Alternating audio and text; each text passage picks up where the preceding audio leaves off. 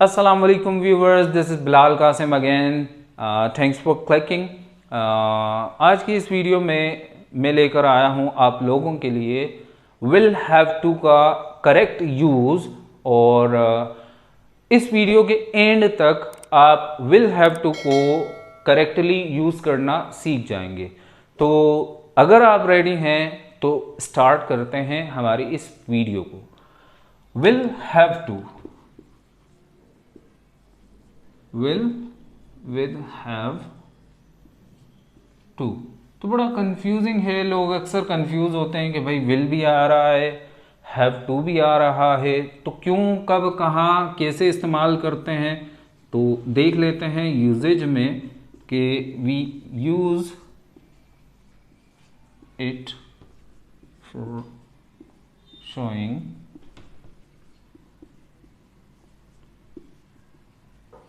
Future compulsion.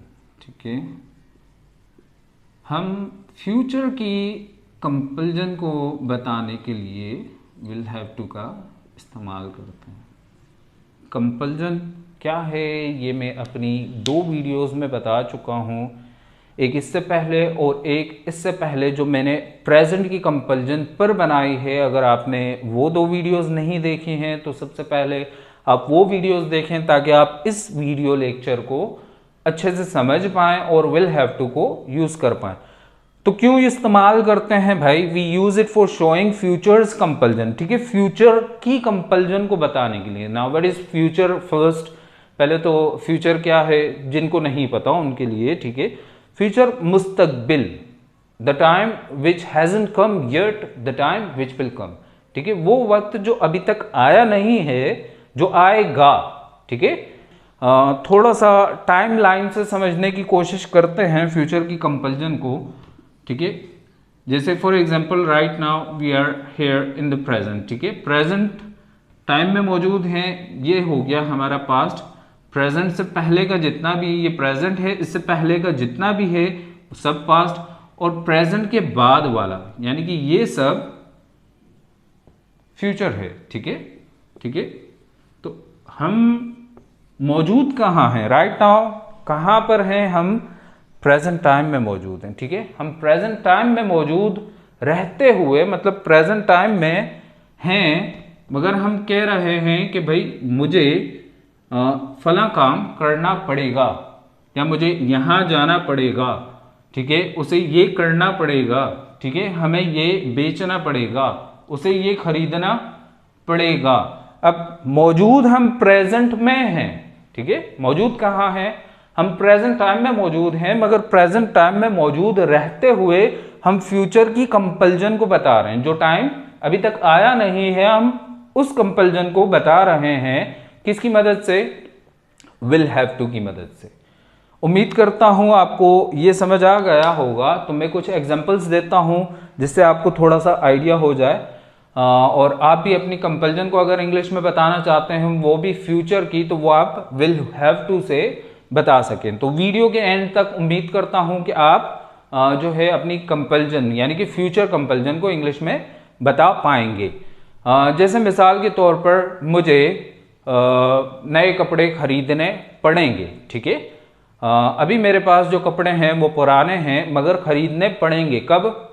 ठीक है, कब खरीदने पड़ेंगे? आगे, फ्यूचर में। ठीक है, और इसी तरह से मुझे जो है वो नया मोबाइल खरीदना पड़ेगा। ठीक है, मुझे मेहनत करनी पड़ेगी, इसका मतलब मैं अभी मेहनत नहीं कर रहा, करनी पड़ेगी। ठीक है, आपको जो है वो अपॉइंटमेंट लेटर मिलता है जॉब का। ठीक है, और जॉब की टाइमिंग है सुबह 9 से शाम 5 तक, और आप जो हैं आदी हैं दोपहर 12 बजे तक सोने के। तो अब आप क्या कह रहे हैं कि भाई अपॉइंटमेंट लेटर मुझे मिल गया है, तो अब कल से यानी कि आने वाला कल जो आएगा, कल से मुझे 9 बजे उठना पड़ेगा। ठीक है, कल से मुझे 9 बजे उठना पड़ेगा। तो what is it? It is your compulsion, ये आपकी मजबूरी है। ठीक है, जो काम आप करना नहीं चाहते हैं वो काम आपको करना पड़ेगा। तो इस तरह के तमाम कामों को अगर आपने इंग्लिश में बताना है तो वो आप विल हैव टू के जरिए से बिल्कुल आसानी बता सकते हैं। एग्जाम्पल्स देख लेते हैं, थोड़ा सा आपको ज़्यादा मज़ीद क्लियर हो जाएगा। एक सवाल अगर आपके जहन में है कि I, we, you, they, he, she, it, any name सबके साथ विल हैव टू लगेगा, तो जवाब है जी। सब सब्जेक्ट के साथ हम विल हैव टू लगाएंगे। जैसे एग्जाम्पल देख लें, ही विल हैव टू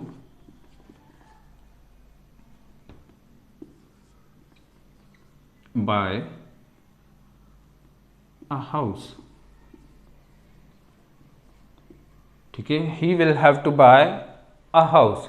ठीक है, फॉर एग्जाम्पल शादी के लिए कहीं पर गए भाई आप, और वहाँ जाकर लड़की वाले डिमांड करते हैं कि अगर आपको हमारी बेटी से शादी करनी है तो आपको घर खरीदना पड़ेगा।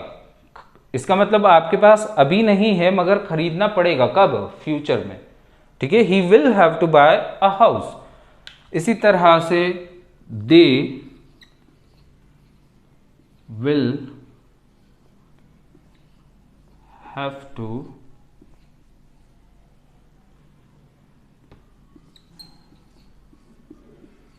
defeat their opponents।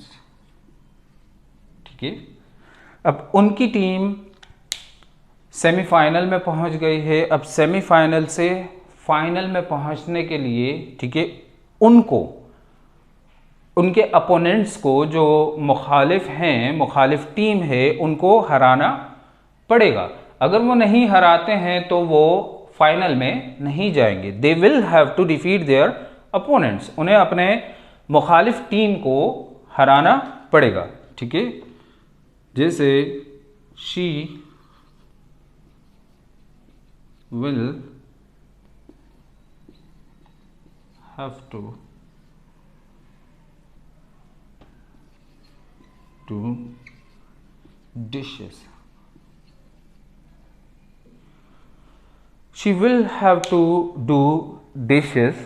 ठीक है,